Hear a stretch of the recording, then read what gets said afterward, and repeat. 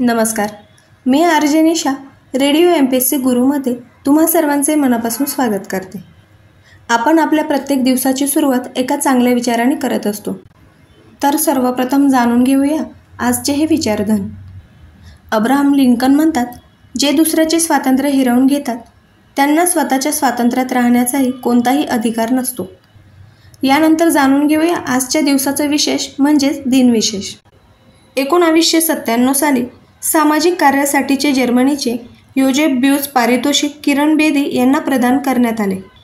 किरण बेदी या भारतातील पहिल्या IPS Akhil Bharatiya Indian police सर्व्हिससाठीच्या परीक्षेतून आलेल्या पहिल्या अधिकारी आहेत. मसुरी येथील राष्ट्रीय अकादमीमध्ये पोलीस ट्रेनिंगमध्ये 80 पुरुष तुकडीतील त्या एकमेव महिला होत्या. 1973 साली संयुक्त राष्ट्रांनी युनायटेड नेशन्स निर्बंध घातल्यामुळे इस्रायल व सिरियामधील युद्ध संपुष्टात आले. 1944 साली दुसरे महायुद्ध झाले. त्यामध्ये सोव्हिएत लाल सैन्याने म्हणजेच रेड आर्मी यांनी हंगेरीत प्रवेश केला.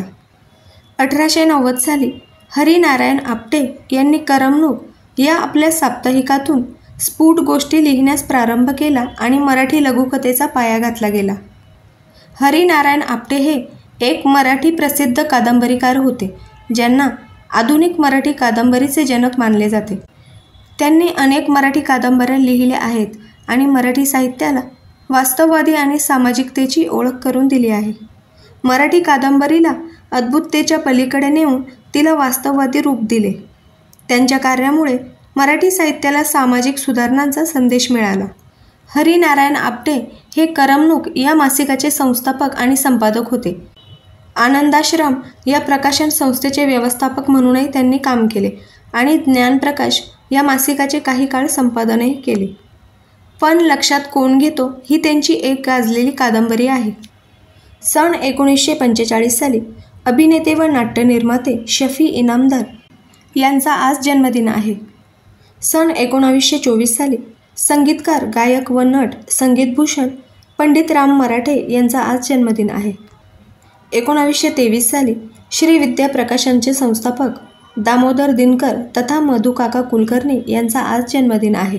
मधुकाका नावाने परिचित असणारे श्री दामोदर दिनकर कुलकर्णी हे एक धडाडीचे व आक्रमक प्रकाशक होते.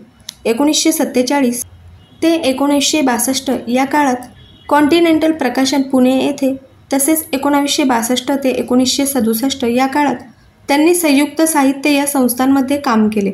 1968 मध्ये त्यांनी श्रीविद्या या प्रकाशनाची मुहूर्तमेढ रोवली. वाळवंटातील चंद्रकोर हे त्यांचे पहिले प्रकाशन.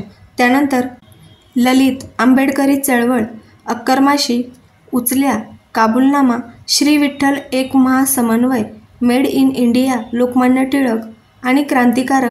सन 1900 साली इंग्लिश क्रिकेटपटू डग्लस जार्डिन यांचा आज जन्मदिन आहे. 1879 साली वैदिक धर्माचे पुरस्कर्ते शंकर रामचंद्र तथा अहिताग्नी रजवाडे यांचा आज जन्मदिन आहे.